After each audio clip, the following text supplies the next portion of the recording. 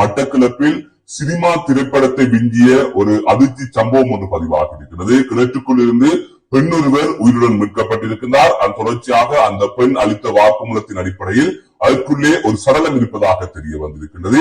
அந்த பெண் கடத்தப்பட்ட நிலையிலே கிணற்றுக்குள் இருந்து இவ்வாறு உயிருடன் மீட்கப்பட்டிருந்தார். அதன் தொடர்ச்சியாக அவர் சொன்ன தகவலின் அடிப்படையிலே சடலம் கிணற்றுக்குள் இனங்காணப்பட்டிருப்பதாக கூறப்படுகிறது. மிகவும் அதிர்ச்சிகரமான சம்பவமாக இந்த சம்பவம் பதிவாகி இருக்கின்றது. இந்த சம்பவத்தினை தொடர்ந்து பொதுமக்களுக்கு போலீசார் அவசர அறிவித்தல் ஒன்றை விடுத்திருக்கிறார்கள்.